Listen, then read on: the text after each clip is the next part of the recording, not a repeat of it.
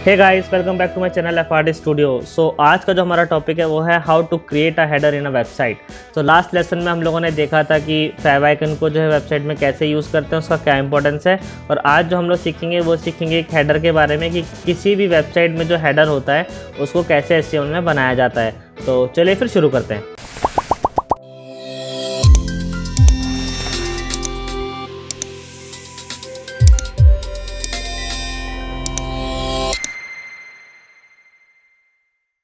तो जैसा कि आप यहाँ पे देख रहे हैं, हमारे पास में HTML है जो कि लास्ट लेसन में हम लोगों ने बनाया था वहाँ तक। उसके बाद में हम लोग ये लेआउट जो है बनाना शुरू किया हम लोगों ने, जैसा आप देख रहे हैं यहाँ पे, है ना। तो आज जो है हम लोग खाली वो बनाएंगे सिर्फ यहाँ पे हेडर का पार्ट, कि ये हेडर जो है हमें कैसे बनाना है। आज हम सिर्फ इसी को ही सीखेंगे। तो हेडर बनाने के लिए सबसे पहले हम लोग को क्या करना है, यहाँ पर हम लोग को यूज़ करना है हेडर टैग।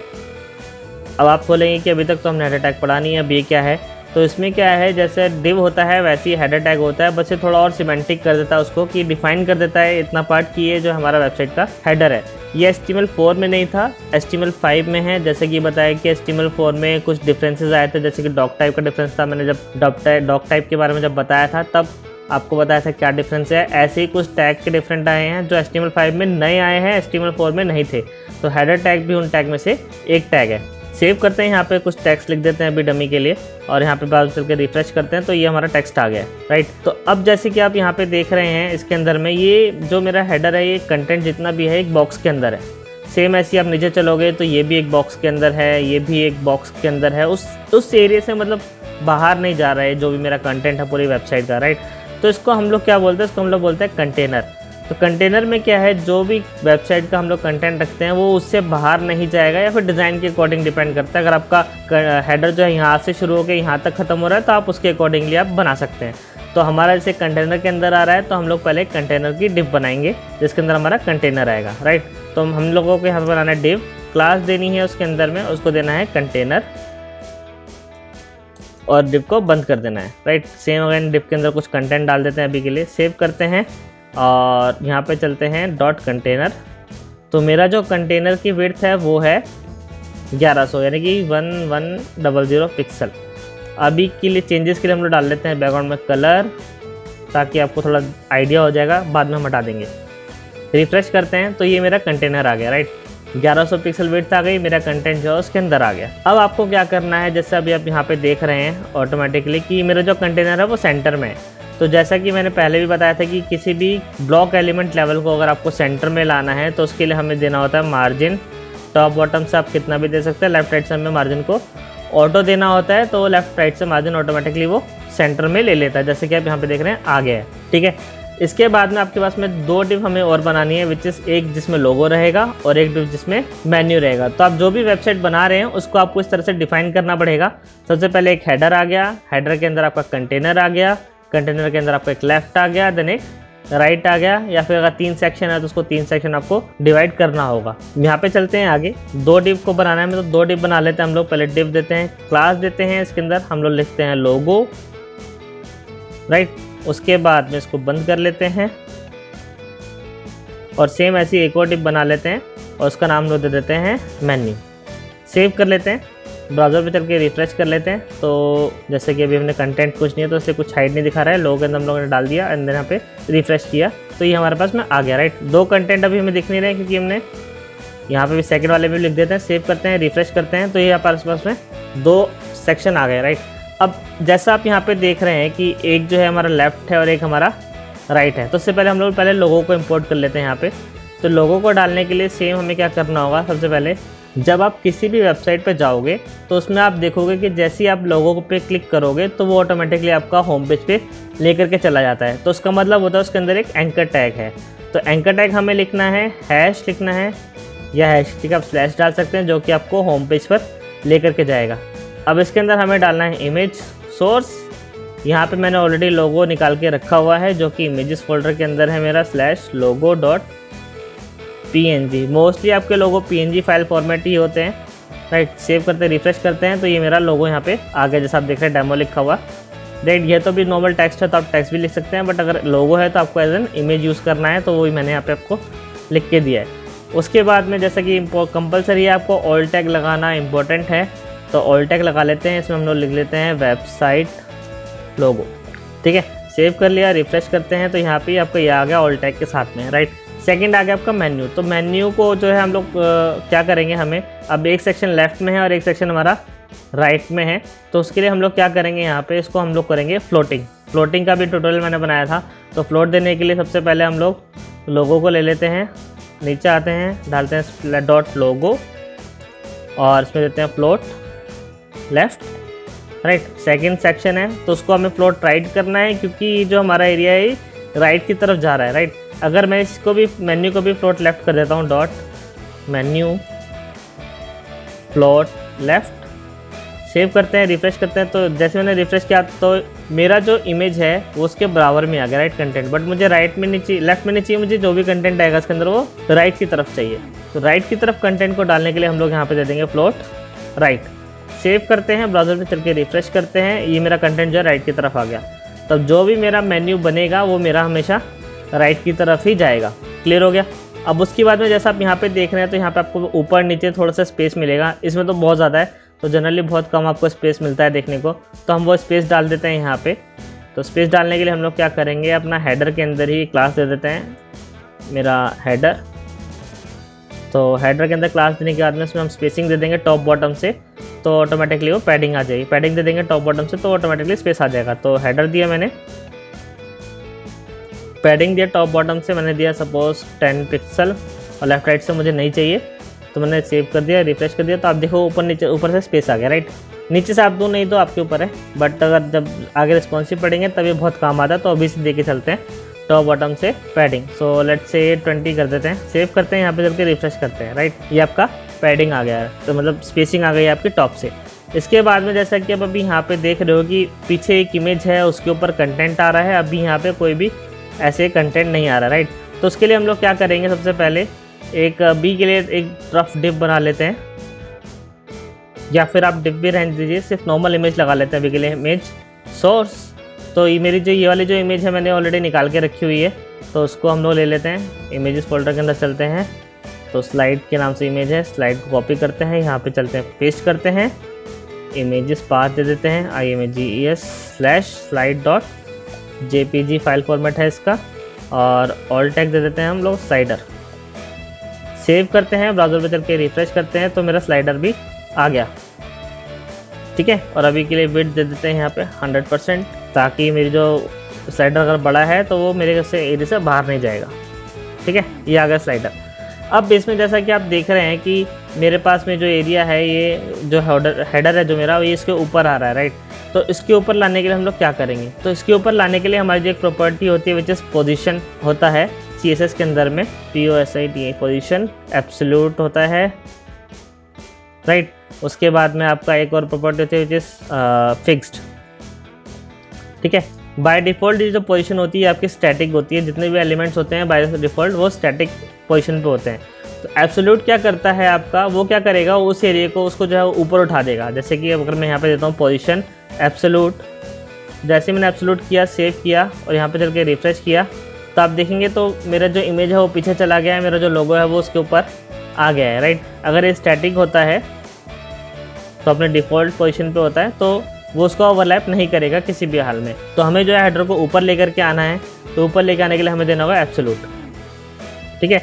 एब्सोल्यूट देने के बाद में यहाँ पे चलते हैं, इसकी हमें विड्थ भी देनी होगी, क्योंकि हम जब किसी भी एलिमेंट को एब्सोल्यूट करते हैं तो वो अपनी विड्थ जो है वो ख़त्म कर देता है, मतलब ब्लॉक एलिमेंट नहीं रह जाता है वो, राइट। एक तरह से कुछ इनलाइन प्रॉपर्टीज़ आ जाती हैं जिसके से वो विड्थ जो है वो आपकी कम हो जाती है। तो आपको विड्थ देनी पड़ेगी 100%, जिसका मतलब है जितना भी आपका एरिया होगा उतना उसमें विड्थ आनी चाहिए, राइट। तो अब देख रहे हो आप विड्थ आ गई है।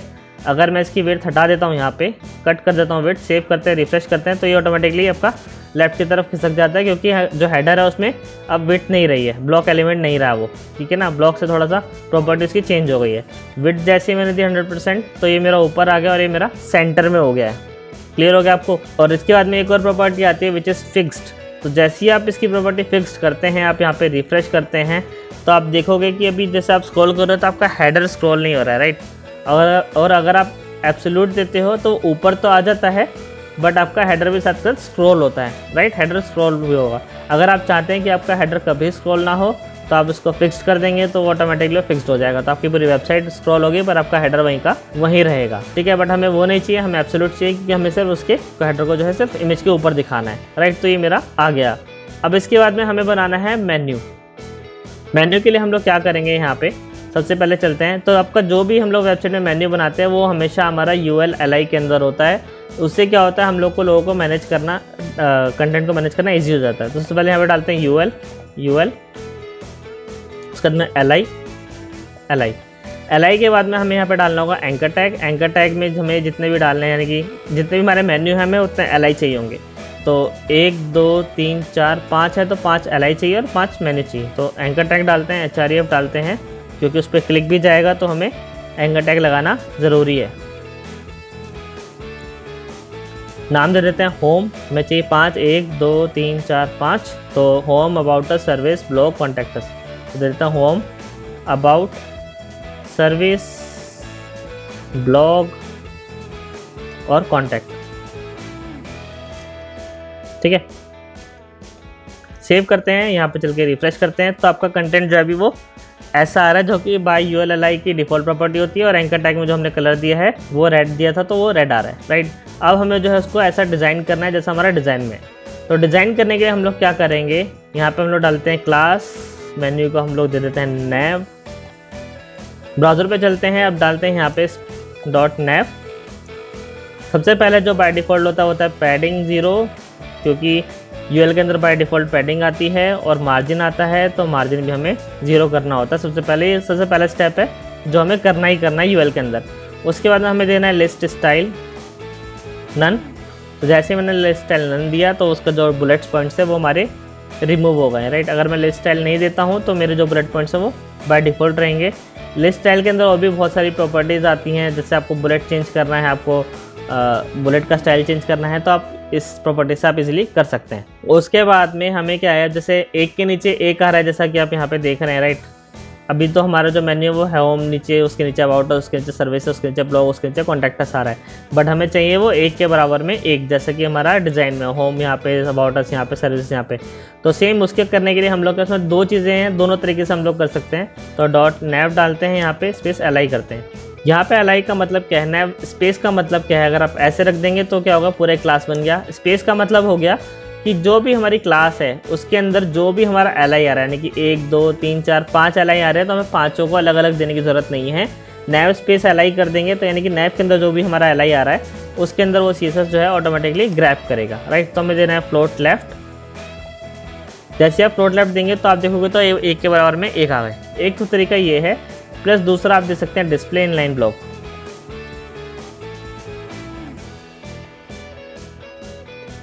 आप दोनों में से कुछ भी दे सकते हैं जो आपको सूट करे, ऐसा कोई कंपलसरी नहीं है कि आपको फ्लोट लेफ्ट ही देना है, आपको डिस्प्ले इनलाइन ब्लॉक दे देना है। तो जब आप थोड़ा और आगे बढ़ जाएंगे तब आपको थोड़ा सा डिफरेंस पता चलेगा दोनों में क्या है। तो यू विल गेट मोर, आपको मोर आइडिया लग जाएगा कि डिस्प्ले इनलाइन ब्लॉक कहाँ पे यूज़ करना है और फ्लोट लेफ्ट कहाँ पे यूज़ करना है। तो अभी हम लोग डिस्प्ले इनलाइन ब्लॉक दे देते हैं। उसके बाद में जैसा आप यहाँ पे देख रहे हैं, अब इनका कलर चेंज है, राइट, और इनमें स्पेसिंग भी है। तो स्पेसिंग देने के लिए हम लोग क्या करेंगे, LI के अंदर से पहले देते हैं मार्जिन, और टॉप बॉटम से मैंने चाहिए, मैं लेफ्ट राइट से चाहिए तो लेफ्ट राइट से दिया 20 पिक्सल। सेव किया, यहाँ पे चल के रिफ्रेश किया, स्पेसिंग आ गई जैसा आप देख रहे हैं यहाँ पे, राइट। स्पेसिंग आने के बाद हमें इसका कलर चेंज करना है।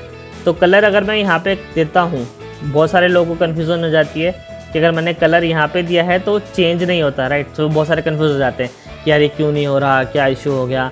तो वो इसलिए नहीं हो रहा है क्योंकि आपका जो कलर है वो एंकर टैग का कलर है, राइट, LI का कलर नहीं है। तो जैसे ही आप चलें, अगर आप LI में कलर देंगे तो आपका जैसे कोड रेंडर होता है तो पहले मेन्यू, फिर अगर आपने nav में कलर दिया वो लेगा, आपने LI में दिया फिर वो लेगा। उसके बाद में जो सबसे क्लोजेस्ट टैग है, अगर उसमें कोई कलर का प्रॉपर्टी है तो वो ही लेगा, उसके ऊपर के कलर की प्रॉपर्टीज़ वो नहीं लेगा। तो आपको जो भी कलर चेंज करना है वो आपको एंकर टैग में ही चेंज करना है, तभी वो आपका काम करेगा। तो चलते हैं .nav देते हैं space LI space anchor tag, यानी कि nav टैग के अंदर LI के अंदर जितने भी हमारे LI हैं उन सब के अंदर जितने भी एंकर टैग हैं उस सब पे ये जो प्रॉपर्टी है ये अप्लाई हो जाएगी। जैसे कि कलर दिया मैंने ब्लैक, सेव करते हैं, यहाँ पे चल के रिफ्रेश करते हैं, राइट, ब्लैक आ गया। बट आपको जो भी कलर वगैरह देना है, जो भी स्पेसिंग देनी है वो सब आपको डिज़ाइन के अकॉर्डिंग देनी है, ध्यान रखिएगा, अपने हिसाब से नहीं देनी है। तो जैसा कि यहाँ पे आपके इसमें स्पेसिंग आ रही है हमारे पास में, ये आ रही है लगभग 85 पिक्सल के अराउंड, राइट। तो आपको जो स्पेसिंग है वो 85 ही देनी है। तो हम लोग अगर हेडर में जा रहे हैं तो आपको पैडिंग देनी है, वो आपको 85 ही देनी है, तभी वो आपका एक्यूरेट डिज़ाइन निकल करके आएगा जो कि आपका डिज़ाइन के अंदर है, अदरवाइज़ वो नहीं आएगा, ठीक है। और अगर आपके पास में यहाँ पे मार्जिन जितना है, आपको मार्जिन भी उतना ही देना होगा। तो जैसे कि यहाँ पे आप देख रहे हो तो यहाँ पे 80 मार्जिन है, तो यानी कि 80 है, यानी कि 40 इसका हो गया और 40 हमारा मार्जिन जो है वो इसका हो गया, राइट। तो हमें वो देना है, तो यहाँ पे चलेंगे, हमें देना है मार्जिन 40। तो इसके बाद ब्राउज़र पे चलेंगे, रिफ्रेश करेंगे तो उतना ही स्पेसिंग आ गया। आप देख रहे हो तो ऑटोमेटिकली जैसा डिज़ाइन था हमारा कुछ वैसा ही आ गया है। अब सेम प्रॉपर्टी हमें एंकर टैग में जो देनी है उसके अकॉर्डिंग देनी है। जैसे कि आप देख रहे हैं यहाँ पे फ़ॉन्ट साइज़ इसका 16 पिक्सल है, तो ब्राउज़र पे चलते हैं, एंकर टैग में चलते हैं, हम देते हैं फ़ॉन्ट साइज़ 16 पिक्सल, और जो कलर हमारा यहाँ पे है एक्यूरेट वही कलर जो है हमें वहाँ पे भी देना है। जैसे 232323 है तो वहाँ पे भी हमें 232323 ही देना है, अदरवाइज़ नहीं देंगे। अगर आप किसी क्लाइंट के लिए काम कर रहे हैं तो वो भड़क जाएगा कि जैसा मैंने डिज़ाइन दिया है वैसा तो है ही नहीं, राइट। तो उसके लिए फिर बहुत सारे इश्यूज़ हो जाएंगे, राइट। तो जैसा डिज़ाइन में है आपको एज इट इज़ वैसा ही बनाना है। तो ये आ गया आपके पास में। उसके बाद में हमें होवर पे भी कलर देना है, क्योंकि जब आप किसी भी मेन्यू पे जाते हैं किसी वेबसाइट में तो उसका कलर या फिर कोई प्रॉपर्टी चेंज होती है, जिससे कि आपको पता चलता है कि वो उसके ऊपर कुछ कलर वलर जा रहा है, राइट।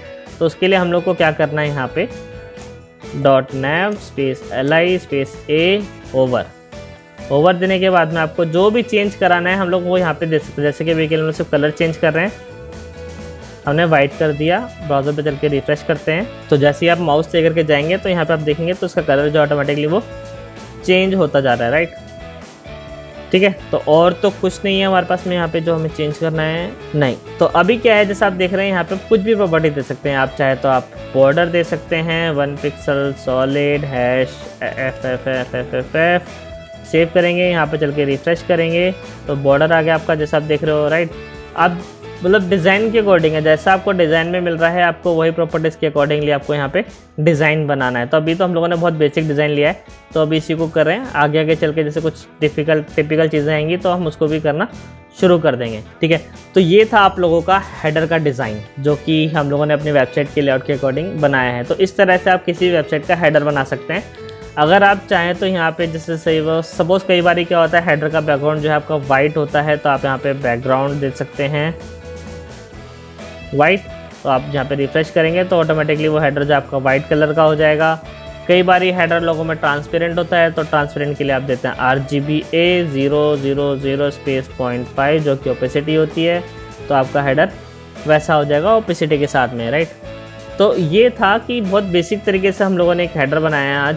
तो आई होप कि आप लोगों को जो है क्लियर हो गया होगा कि हेडर को कैसे डिज़ाइन करना है। आप किसी भी वेबसाइट में आपको हेडर बनाना है तो आप इस तरह से उसको बनाना शुरू कर सकते हैं, राइट। और अगर आपको ये जो वीडियो है पसंद आया हो तो उसको लाइक कीजिएगा, शेयर कीजिएगा और चैनल को सब्सक्राइब ज़रूर कीजिएगा, ताकि जितने भी आगे पूरी वेबसाइट जो हम लोग बना रहे हैं तो इसके सारे ट्यूटोरियल्स के नोटिफिकेशन आप तक पहुंच जाएंगे। और उसको शेयर जरूर कीजिएगा अपने फ्रेंड से, जिनको भी HTML सीखने का मन है या जो भी चाहते हैं कि वेबसाइट डिज़ाइनिंग में अपना करियर बनाना है। तो ये जो आपका सीरीज़ जो मैं बनाई है ये बेस्ट है उसके लिए, आपको बहुत ज़ीरो से शुरू करने के लिए, ठीक है। तो चलिए फिर मिलते हैं हम लोग नेक्स्ट क्लास में।